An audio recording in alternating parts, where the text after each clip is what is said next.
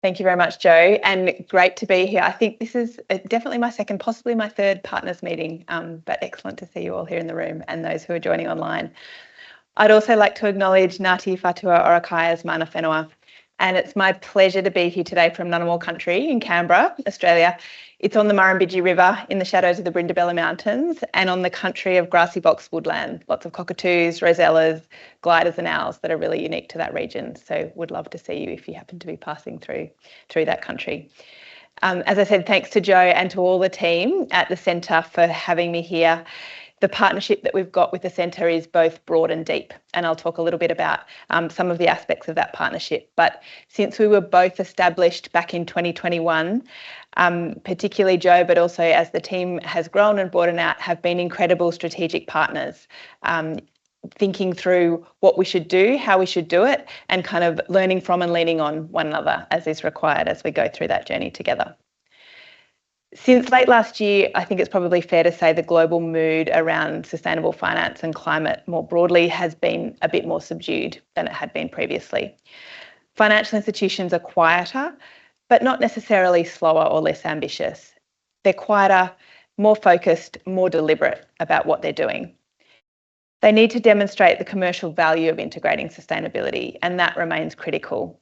But where there are strong links between climate, sustainability and commercial results, we're seeing that ambition still being really strong. Geopolitics is obviously increasingly complex, and I think that's now a given. But around the world, right-leaning political movements are influencing how governments frame climate and sustainability. It's not being framed as a moral imperative, but as a commercial opportunity and a driver of competitiveness. That framing is definitely not new in Asia. China's been embedding the climate transition into its broader industrial strategy since 2015 through its Made in China 2025 initiative.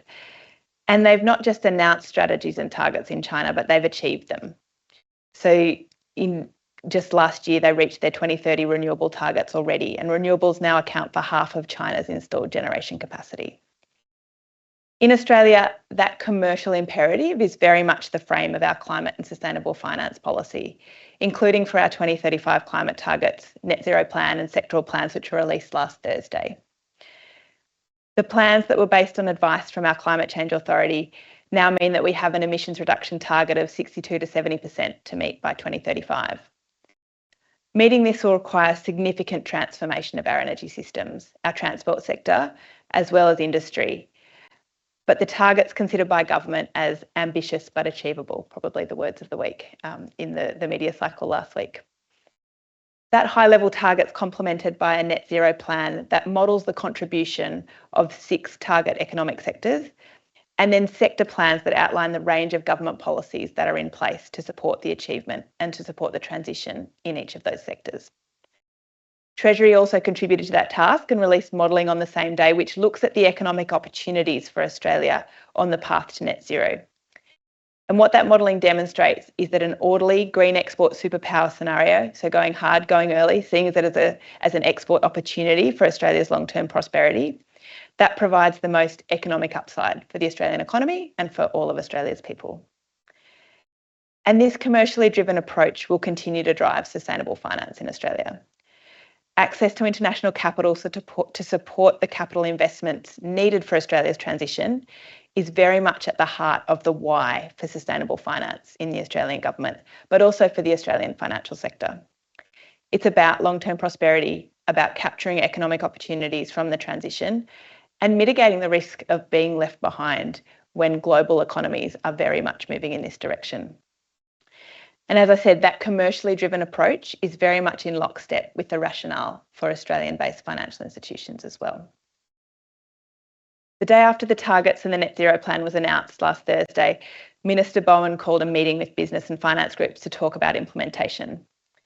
From that discussion that we had with him on Friday, it's clear to him and to his team that they well understand that targets and plans are only as good as their implementation, and that private capital from investors, from banks and insurers will be critical to get us there. He also very clearly recognises the need to work in partnership and ensure that there's a supportive policy environment, a real Team Australia approach. And in Australia, we've now got many different parts of that climate and sustainable finance policy architecture in place. We've got mandatory climate disclosures, We've got a climate mitigation taxonomy that's being used and tested by the market. We've got sector decarbonisation scenarios that our Climate Change Authority released. We've got further work being done by Treasury on sustainable finance product labelling and transition planning guidance that they'll finalise by the end of this year. And as I mentioned, the sector decarbonisation plans that pull together government policies that will contribute to the achievement of those sector decarbonisation scenarios.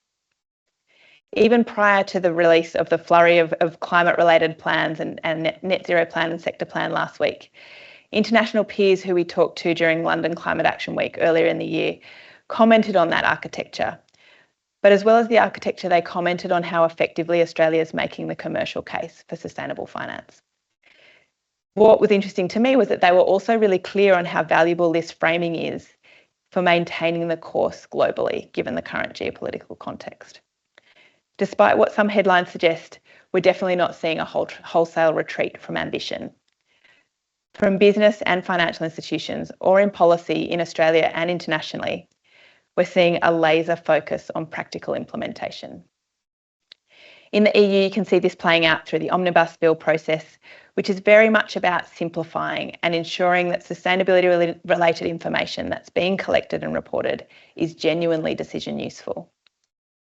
The UK's recent decision back in June to proceed with mandatory disclosures and corporate transition plans, but not to further develop its taxonomy yet, also demonstrates this focus on embedding implementation and standardising decision useful information.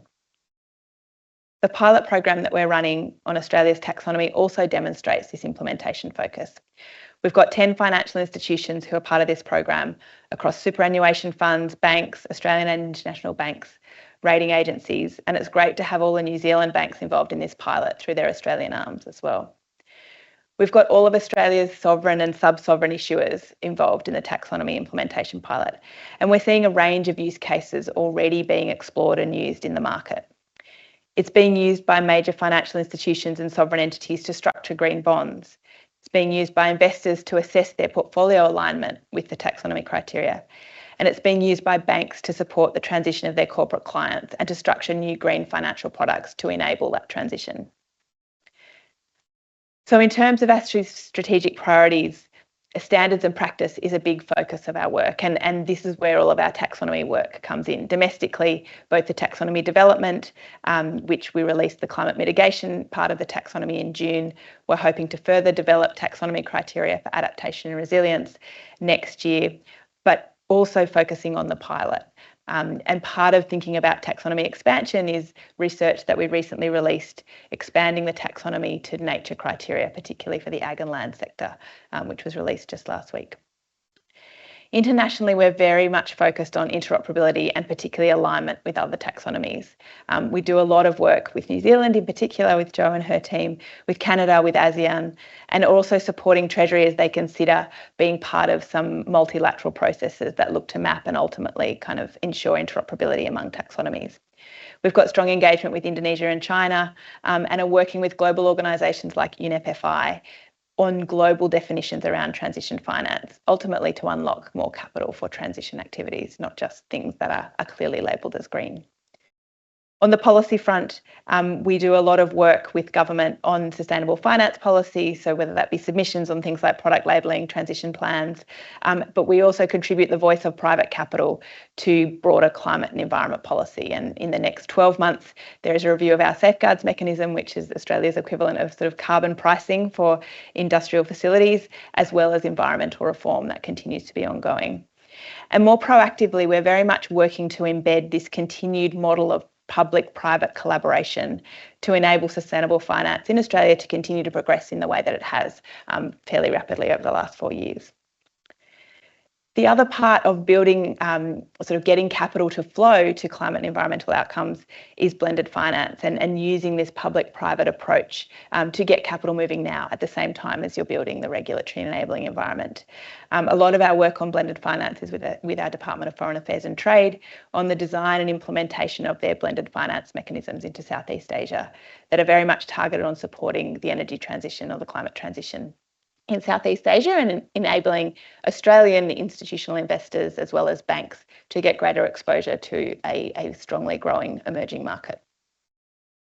The other thing in that blended finance area that we do is on the mandate, culture and capability that Australian financial institutions that are government backed need to have to mobilise more private capital rather than crowd out private capital, which sometimes creates the way that those organisations run can be more catalytic, and so lots of our work focuses on that as well. First Nations finance is another area where we've had incredible kind of partnership and leadership from the centre in shaping up our approach to this, and we're very much focused on how the finance sector can support economic self-determination for Australia's First Nations. We're seeing really growing activity and ambition in this area, particularly from the banks and particularly in the last 12 months, I would say. This issue very much evolving from an ESG risk issue to be managed to a commercial opportunity that can be captured with First Nations business, and a growing recognition of the need for First Nations rights to be well respected to enable things like energy transition to be progressed in the way that it needs to be.